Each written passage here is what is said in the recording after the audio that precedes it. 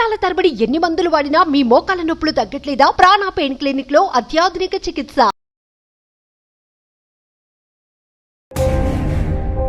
అంటే నా భర్త నా మాట వినాలని అనుకునేదానండి. అందుకోసం ఆయన్ని చాలా నరకం పెట్టాను సార్.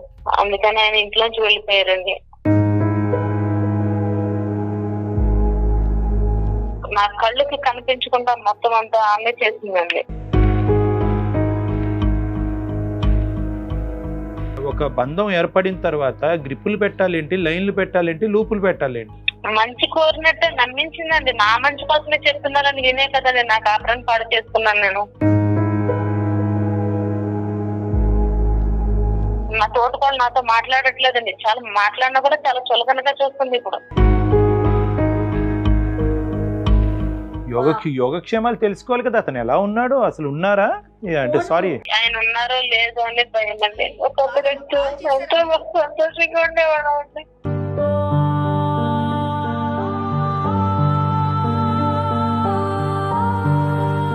మీరు అతని మనసులో ఉన్న భావాన్ని అర్థం చేసుకుని నేను చెప్పుడు మాటలు విని ఇంట్లో మనిషిని అగౌరవపరుస్తున్నాను, అతను హింస పెడుతున్నాను అన్నది మీరు రియలైజ్ అయ్యి ఉంటే కనుక ఈ రోజు ఇంత అనర్థం జరిగి ఉండేది కాదు. నాశనం చేసింది మీ జీవితాన్ని నాశనం చేసింది ఆ మహాతల్లి. ఇప్పుడు ఆవిడ అంటానికి కూడా లేదు.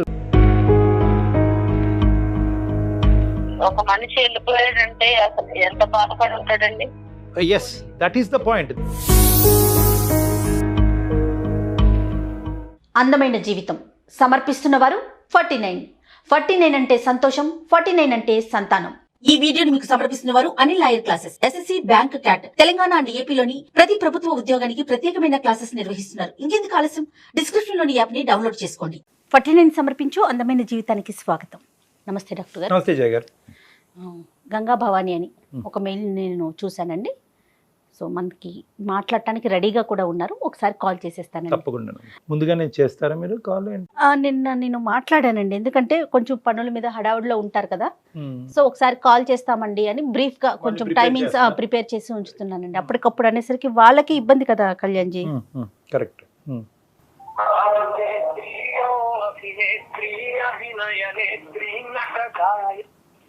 హలో భవానీ గారండి. భవానీ గారండి, నేను సుమన్ టీవీ అందమైన జీవితం ప్రోగ్రామ్ నుంచి అండి. భవానీ గారు ఫ్రీగా ఉన్నారా, మాట్లాడొచ్చా? రైట్, నాతో పాటు డాక్టర్ కళ్యాణ్ చక్రవర్తి గారు కూడా ఉన్నారు. ఒక్కసారి మాట్లాడండి. ఓకే అండి, మాట్లాడండి. ఏంటి భవానీ గారు చాలా డల్ గా మాట్లాడుతున్నారు, ఏమ్మా?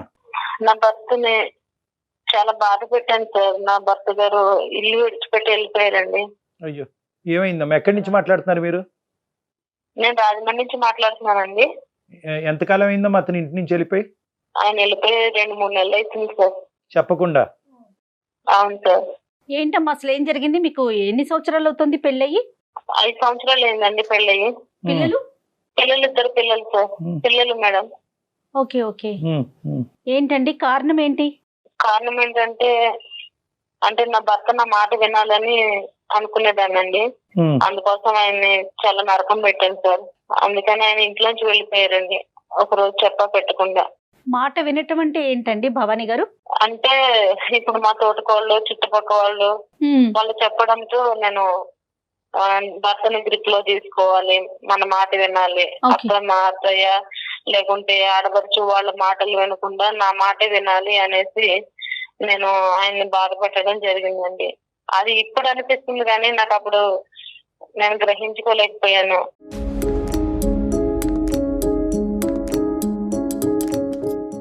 నా పిల్లల్ని చాలా బాగా ఎంతో ఏడుస్తున్నారండి. నేను కూడా ఎంతో ఏడుస్తున్నాను, ఎందుకంటే ఇల్లు విడిచిపెట్టి వెళ్ళిపోయారు కదా. ఇక్కడి వరకు వచ్చేంత వరకు అర్థం కాదమ్మా మనకి. కానీ ఏంటమ్మా, ఏ మాటలు చెప్పేవారు, ఏం వినేవారు, ఏం అడిగి అతన్ని హింస పెట్టేవారు? ఆయన ఉన్నప్పుడు పొద్దున్నే లేచి టీ కూడా పెట్టేదాన్ని కాదండి. అంటే నా మాటే వినాలి, నాతోనే ఉండాలి, నేను చెప్పిందల్లా చెయ్యాలి అనేసి. ఇలా ఉండమని మీకు ఎవరు చెప్పారండి? నాకు మా పక్కింటి వాళ్ళు చెప్పేటోళ్ళండి, మా తోటకోళ్ళు కూడా అండి. మా తోటకోళ్ళండి ఆమె కనిపించకుండా అంతా చేసిందండి. నా కళ్ళకి కనిపించకుండా మొత్తం అంతా ఆమె చేసిందండి.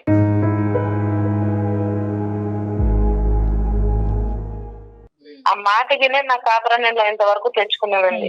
కదమ్మా, ఇప్పుడు నీ ఇంట్లో ఏంటి లెక్క అన్నది నీకు బాగా అర్థం అవుతుంది కదా. 5 సంవత్సరాలు 2 పిల్ల కన్నా నువ్వు అసలు నీ భర్త ఏంటి, అతని ఇష్టాలు అయిష్టాలు ఏంటి, ఎక్కడ ఎండగట్టచ్చు, ఎక్కడ అడగచ్చు, ఎక్కడ అడగకూడదు అనే ఎస్టిమేషన్ నీకుండాలి కదమ్మా. అతన్ని వేరే వాళ్ళు చెప్పేది ఏంటి, ఎంత బ్రెయిన్ వాష్ చేసినా కూడా నీ కాపురం గురించి వేరే వాళ్ళు బ్రెయిన్ వాష్ చేయటం ఏంటి? నీ మొగుడు చేజారిపోతాడు, వాళ్ళ సంగతి నీకు తెలియదు, నీకంటే ముందు నేను వచ్చాను, నిన్ను కాళ్ళ కింద తొక్కు పెట్టేస్తారని నా తోటకళ్ళు నాతో చెప్పేదండి.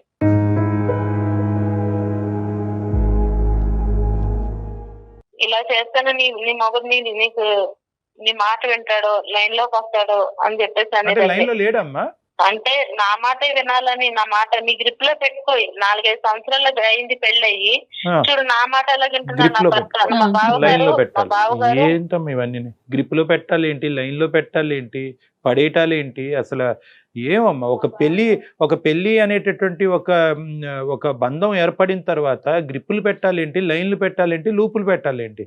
ఇవన్నీ మా బావగారు మా తోడుకోళ్ళు వెనకాలే కుక్కలాగా తిరిగేటోడండి. ఆయన చూసావా నేను చెప్పినట్టు ఎట్లా చేస్తున్నాడో. 5 ఏళ్ళు ఏంది నువ్వు ఇంతవరకు కూడా నీ మొగుడిని గ్రిప్ లో పెట్టుకోలేకపోయావు, చెప్పు చేతల్లో పెట్టుకోలేకపోయి. ఇలా ఉంటే నేను చెప్పు కింద తొక్కు పెట్టేస్తుంది. నీ ఆడపడుచు అత్తగారు కూడా ఫస్ట్ లో నన్ను కూడా ఎంతే బాధ పెట్టారు.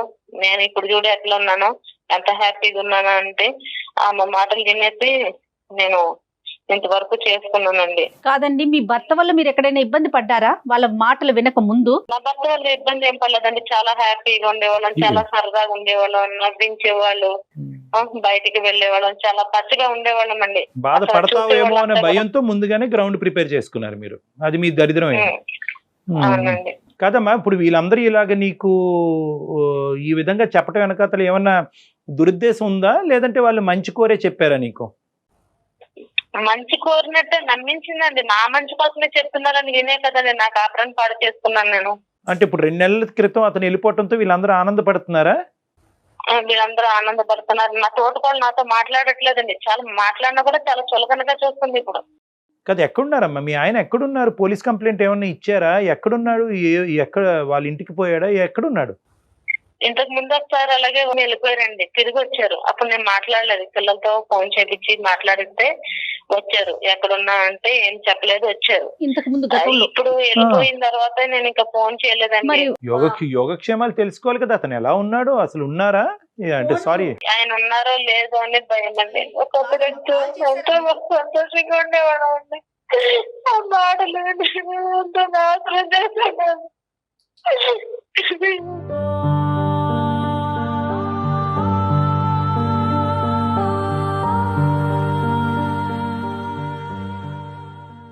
అది బతుకుంటారా, అది బతుకున్నారా, చనిపోయినా కూడా చదివికుంటున్నాను. ఏం చేయాలో సాధట్లేదు అండి.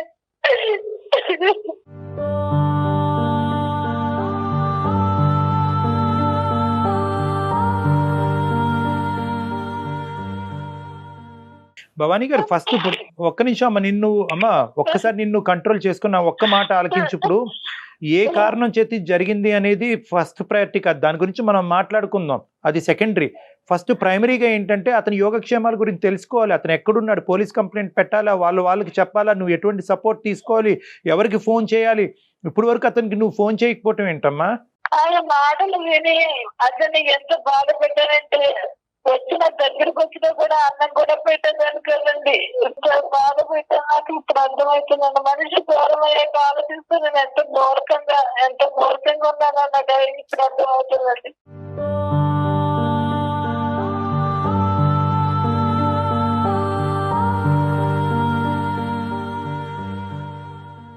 ఈ పిల్లలు పెట్టుకుని ఎట్లా బతకాలో నాకు అర్థం చేయట్లేదండి డాక్టర్ గారు.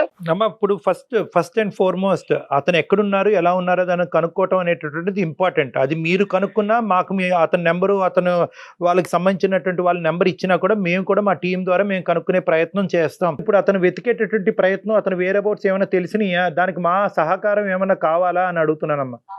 అవునండి డాక్టర్ గారు, ఆయన ఎక్కడున్నారో తెలియలేదండి. ఫోన్ నెంబర్ ఏమవుతుందండి, కాల్ చేస్తే ఏమొస్తుంది ఆన్సరు? కాల్ చేస్తే నాకు రెస్పాన్సిబుల్ అవుతుందండి. ఓకే, మరి పోలీస్ కంప్లైంట్ ఇవ్వాలి కదమ్మా. అతను క్షేమంగా ఉన్నారా అమ్మా? ఇచ్చామండి, పోలీస్ ఇచ్చానండి. అయినా సరే ఏమేమి నాకు ఆచూకీ తెలియలేదు. వాళ్ళ పేరెంట్స్ కి తెలిసిందా, వాళ్ళ కుటుంబ సభ్యులకు తెలిసిందా ఈ విషయం? తెలుస్తుందండి. అందరూ నన్నే తిట్టుకొస్తున్నారండి. ఎందుకంటే నువ్వు ఎంతవరకు చేసావని. అతను అంటే ఇంకా ఏమి న్యూస్ లేదమ్మా ఎటువైపు నుంచి కూడా? లేదండి, ఏం ఆచూకీ లేదనండి. ఆచూకీ లేదనే కదండి నేను మెయిల్ చేసింది మీకు. మేము మా సోర్సెస్ ద్వారా కూడా మేము కనుక్కునే ప్రయత్నం ట్రై చేస్తామండి మా టీం ద్వారా. కానీ ఇక్కడ ఏంటంటేనమ్మా ఈ రోజు అతను క్షేమంగానే ఉంటాడు అనే నమ్మకంతోనే మనం మాట్లాడుకుందాం అమ్మా. ఓకే, ఎందుకంటే బహుశా అతను ఎన్ని విధాలుగా శతవిధాలుగా నీకు ఏ విధంగా చెప్పాలి అని అనుకున్నా కూడా ఆ మెసేజ్ నీకు రీచ్ అవ్వకపోవటం వల్ల ఇంట్లో భర్త మాట్లాడేటటువంటి మాట కాకుండా వేరే వాళ్ళు చెప్పే మాటలు నమ్ముతుంది నా భార్య అనేది మీకు అర్థం చేసేటటువంటి విధంగా చెప్పుకోలేక అతను పదే పదే చేశాడు. అసలు ఫస్ట్ టైం అతను ఇంట్లోంచి బయటకు వెళ్ళినప్పుడు వారం రోజుల పాటు వెళ్ళినప్పుడే మీరు అతని మనసులో ఉన్న భావాన్ని అర్థం చేసుకుని నేను చెప్పుడు మాటలు విని ఇంట్లో మనిషిని అగౌరవపరుస్తున్నాను, అతను హింస పెడుతున్నాను అన్నది మీరు రియలైజ్ అయ్యి ఉంటే కనుక ఈ రోజు ఇంత అనర్థం జరిగి ఉండేది కాదు. ఇప్పుడు గ్రహించుకున్నానండి, ఎందుకంటే నేను ముందు గ్రహించుకుంటే ఇంతవరకు వచ్చేది కదండి. ఇప్పుడు అమ్మ చేతులు కాలేక ఆకులు పట్టుకోవటం కాదమ్మా. ఇక్కడ ఏంటంటే ఇక్కడ ఈ తెలివి తక్కువతనం అని అంటాను, అంతకు మించి నేను ఏమన్ను. ఈ చెప్పుడు మాటలు వింటాం, వాళ్ళు బ్రెయిన్ వాష్ చేశారు, వాళ్ళకు దురుద్దేశం ఉందండి, ఇవన్నీ ఏంటంటే ఇవన్నీ చిల్లర అంశాలమ్మా. ఇవన్నీ చాలా చీప్ అంశాలు. ఇవన్నీ ఏంటంటే ఎప్పుడైతే పెళ్లి కుదిరిందో, పెళ్లి అయ్యిందో మీ ఇద్దరి మధ్యన, అప్పుడే మీ బాండ్ ఎస్టాబ్లిష్ అయినట్టు. అతని గురించి మీరు, మీ గురించి అదర్ బ్లైండ్గా ట్రావెల్ చేయాలన్నమాట. ఇంకా అక్కడ చెప్పుడు మాటలు, గ్రిప్పులో పెట్టుకోవటాలు, ఏవేవో ఇవన్నీ మనం చాలా వింటూ ఉంటాం. ఇది కలపండి, అది కలపండి, అది నెత్తుకు రాయండి, ఇచ్చేయండి, ఇలాంటివి ఏవేవో చేస్తూ ఉంటారు. ఇవన్నీ కూడా అమాయకమైనటువంటి చర్యలు, పనికిరాని చర్యలు, బంధాన్ని ఇంకా బలహీనపరిచేటటువంటి చర్యలు ఇవన్నీ. సో ఇప్పటికైనా కూడా నువ్వు అర్థం చేసుకోవాల్సింది ఏంటంటే ఈరోజు నీ కళ్ళ ద్వారా, నీ మనసు ద్వారా నీ బంధాన్ని నువ్వు చూడాలి, నీ భర్తను నువ్వు చూసుకోవాలి. అతను నీ కళ్ళకి ఏదైతే కనిపిస్తున్నాడో అదే నిజం. వాళ్ళ ఇంట్లో జరిగినటువంటి స్టోరీని తీసుకొచ్చి మన ఇంట్లోకి పూసేటటువంటి ప్రయత్నం చేయకూడదు. వాళ్ళు ఏదో చేశారు కాబట్టి మనం అలా చేస్తే కనుక ఇక్కడ బంధం బలపడుతుంది అనే పిచ్చి ఆలోచనలు కరెక్ట్ కాదు ఇక్కడ. సో ఇక్కడ నీ గురించే చెప్పట్లేదు, ఇది ఇలాంటి సంఘటనలు జరగకముందే అటువైపు ఇంకెవరైనా కూడా మన వాళ్ళు ఈ కార్యక్రమం చూస్తుంటే కనుక వాళ్ళందరికీ కూడా, అటువంటి ఆడవాళ్ళందరికీ కూడా, అటువంటి మగవాళ్ళందరికీ కూడా మనం చెప్పే మెసేజ్ ఏంటంటే మీ కళ్ళ ద్వారా ఈ బంధాన్ని ఎలా అయితే చూస్తున్నారో, మీ కళ్ళ ద్వారా మీ పార్ట్నర్ని, మీ మనసు ద్వారా మీ పార్ట్నర్ని ఏదైతే చూస్తున్నారో ఆ అసెస్మెంటే కరెక్ట్. ఎవరైతే బయట నుంచి వచ్చి మా జీవితంలో ఇలా జరిగింది, అప్పుడు మేము ఈ చర్య తీసుకోవటం వల్ల మేము జాగ్రత్త పడ్డాం, లేదంటే ఇన్వాల్వ్ అవ్వటం కరెక్ట్ కాదు, అదొకటిని. మేము ఈ చర్య తీసుకోకపోవటం వల్ల మా జీవితంలో ఈ అనర్థం జరిగింది కాబట్టి నువ్వు తొందరగా ఈ చర్య తీసుకో అంటే కనుక వాళ్ళు మంచి ఉద్దేశంతో చెప్పినా, దురుద్దేశంతో చెప్పినా అక్కడ ఫిల్టర్ మెకానిజం అనేటటువంటిది, అక్కడ వారధి అనేటటువంటిది మీ ఆలోచన శైలి, మీ ఆలోచన శైలి, మీ అనుభవాలు, మీ భర్తతో మీకు ఉండేటటువంటి బాండింగ్ వల్ల మీరు అది ఫిల్టర్ చేసి అప్పుడు మీరు ఏదైనా రియాక్ట్ అవ్వగండి. అంతేగాని వాళ్ళు ఇది చెప్పారండి కాబట్టి ఇది నేను చేసేసానంటే కనుక ఇప్పుడు సఫర్ అవుతుంది ఎవరు బాధపడుతున్నారు? మీరు, మీ పిల్లలు బాధపడుతున్నారు. వాళ్ళకేంటి ఆవిడ అనవసరం అమ్మా, ఆవిడ చులకం చేస్తే ఏంటంటే అమ్మా మొత్తం అంతా నాశనం చేసింది మీ జీవితాన్ని నాశనం చేసింది ఆ మహాతల్లి. ఇప్పుడు ఆవిడ అంటానికి కూడా లేదు, విన్నటువంటి నీ బుద్ధి ఎక్కడ పోయిందమ్మా? నీ బుద్ధి పోయింది కదా. ఇప్పుడు తను మంచిగానే ఉన్నారండి, తన ఫ్యామిలీతో బాగున్నారా? ఆవిడ బాగుంటది. మరి చూడండి, ఒకప్పుడు చాలా హ్యాపీగా ఉండేటోళ్ళు, సరదాగా ఉండేవాళ్ళు, బయటకు వెళ్ళేవాళ్ళం, నవ్వించేవారు, నిజంగా చాలా హ్యాపీ ఉండేవాళ్ళు. నేను ఏంటంటే ఆ మాట విని మొత్తం నేనే నీ సైకాలజీలో ఒక కీలకమైన లోపం ఉందమ్మా. ఏంటంటే నువ్వు ఆ చెడు సైడ్ ఆఫ్ జీవితాలని చూస్తున్నావు. ఇలాంటివి ఈ కార్యక్రమాలన్నీ చేయకుండా హ్యాపీగా జీవించేటటువంటి భార్యాభర్తలు నువ్వు చూడట్లే. ఈ చెడు సైడ్ థింగ్స్ చూసి అదే వాళ్ళ ఇంట్లో ఇది చెడిపోకుండా ఇది జరిగింది, ఇది చేయకపోవటంలో ఈ చెడు జరిగింది అని చెప్పి ఆ మెసేజ్ తీసుకొచ్చి ఇక్కడ ఉన్నా కానీ నువ్వు ఎంత సుఖపడుతున్నావు, ఎంత సంతోషిస్తున్నావు, నీ భర్త ఎంత మంచివాడు అనేటటువంటిది ఇది చూడట్లేదు. ఇవన్నీ ఈ మంత్రాలు, తంత్రాలు, ఈ మాయలు, ఈ మసిపూసేటటువంటి కార్యక్రమాలు లేకుండా ఎంతమంది భార్యాభర్తలు హ్యాపీగా బతుకుతున్నారని ఆ సైడ్ ఆఫ్ ద థింగ్ కూడా నువ్వు చూడట్లేదు. సో నీ సైకాలజీలో ఏంటంటే నువ్వు చూసే విధానంలో మార్పు రావాలి.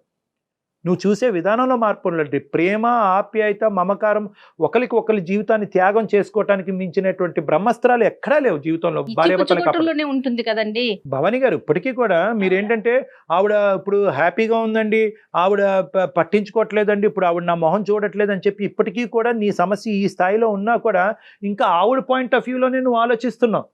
మీ జీవితంలోకి మీకు రండి. సమాజం మీ కుటుంబం గురించి ఏమనుకుంటే కనుక మీకు అనవసరం.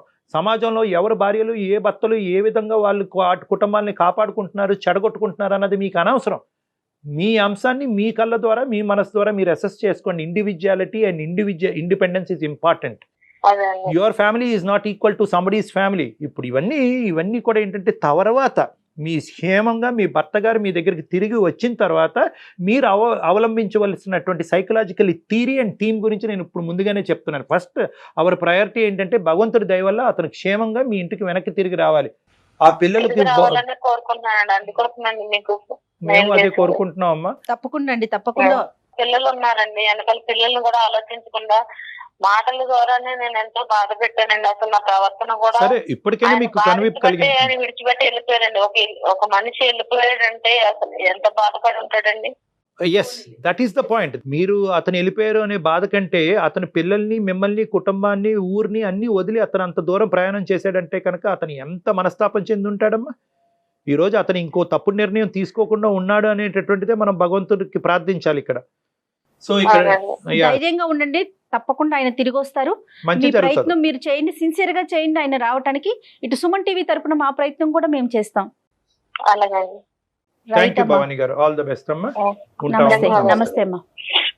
కానీ ఎన్ని విచిత్రమైన సంఘటనలు వింటున్నాము కళ్యాణ్ గారు. చెప్పుడు మాటల వల్ల అసలు ఆ గ్రిప్ లో పెట్టుకోవటాలు, ఆ మాటలు, ఆ పదాలే వినటానికి చాలా అంటే ఇలా కూడా ఆలోచిస్తున్నారా అని అనిపిస్తా ఉంది. ఇప్పుడు చూడండి అమ్మా, అందరూ కూడా చూసేటటువంటి వాళ్ళు అందరూ కూడా ఈ కాలర్ యొక్క సంభాషణ మీరు వింటే కనుక టూ లిటిల్ టూ లేట్. ఆవిడ చాలా లేట్గా తన జీవితంలో ఇప్పుడు రియలైజ్ అయ్యింది. ఇప్పుడు అతను రావాలి, ఆవిడ మారి మళ్ళీ ఒక కొత్త జీవితాన్ని ప్రారంభించాలని మనం కోరుకున్నా కూడా ఒక మనిషి ఒక 2-3 నెలల పాటు కనిపించకుండా, పోలీసులకి తెలియకుండా ఫోన్ స్విచ్ ఆఫ్ చేసి వెళ్ళిపోయాడు అంటే కనుక బహుశా ఈ స్థాయి పరిస్థితి అందరికీ రాకపోవచ్చు. కానీ ఒకే ఇంట్లో ఉంటూ ఇలా భర్తను అనుమానిస్తూ భర్తను భార్యను కానీ, భార్యను భర్తను కానీ అనుమానిస్తూ వేరే వాళ్ళు చెప్పారు కాబట్టి వాళ్ళకి ఇది కరెక్ట్ అయింది కాబట్టి మన జీవితంలో ఇది కరెక్ట్ అవుతుంది అని చెప్పి బ్లైండ్ గా వేరే వాళ్ళ ప్రిన్సిపల్ మన కుటుంబంలో తీసుకొచ్చి పెయింట్ చేయటం అనేటటువంటిది కరెక్ట్ కాదు.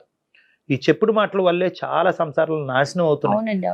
మన మనసు, మన ఆలోచన శైలి ఉపయోగించి ఏది కరెక్ట్ అని నిర్ణయం తీసుకున్నప్పుడే సంసారాలు, జీవితాలు హ్యాపీగా ఉంటాయి. మనల్ని చూసి మన పిల్లలు ఈ విధంగా జీవించాలన్నమాట.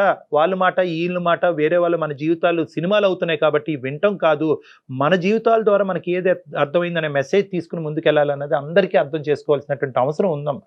తప్పకుండా. లేదంటే ఇలాంటి కేసులు ఎక్కువ అయిపోతాయి, ఇబ్బంది అయిపోతుంది. Right Kalyan. Thank you Jaya.